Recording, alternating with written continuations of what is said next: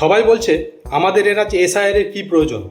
আমি মনে করি এসআইআর এর দরকার আছে, অবশ্যই দরকার আছে। প্রচণ্ড কনফিউশন আছে। একটা আধার নাম্বারের এগেনস্টে 2-3টে করে নাম, তো কনফিউশন তো থাকবেই। যেমন ধরুন সেদিনকে একজন বলছিল তার বউয়ের নাম রাধিকা রায়, ভোটার কার্ডে নাম এসছে এদিকে আয়। একটা ছেলের নাম এসছে বগল দে, যার অরিজিনাল নাম বগল দে। আর একজনের নাম শুনে তো মাথায় হাত।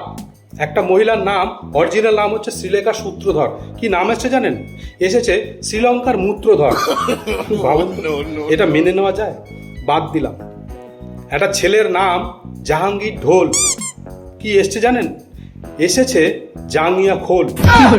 কি অবস্থা বেচারা, বলেন। মুখ দেখাতে পারবো সমাজের সামনে? সেদিনকেই শুনছিলাম একজন বলছিল কারোর বউয়ের নাম হচ্ছে মৌ সরকার, ভোটার কার্ডে এসছে নাকি বউ দরকার।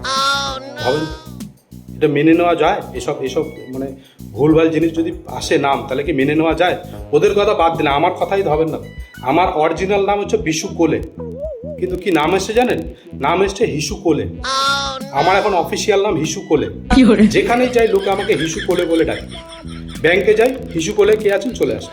সেদিনকে এসআইআর এর শুনানির জন্য গেছি, সবার সামনে আমাকে ডাকছে হিসু কোলে কে আছেন তাড়াতাড়ি চলে আসুন। বুঝতে পারছেন মান সম্মানটা কোথায় এখন রয়েছে আমার? এই কারণেই তো কনফিউশন। তাহলে ভাবেন আমরা বাঙালি হয়ে যদি আমাদের নামের এত কনফিউশন খুঁজে পাই, তাহলে দিল্লিতে যারা অবাঙালিরা বসে রয়েছে তাদের কাছে তো এটা আরও কনফিউশন।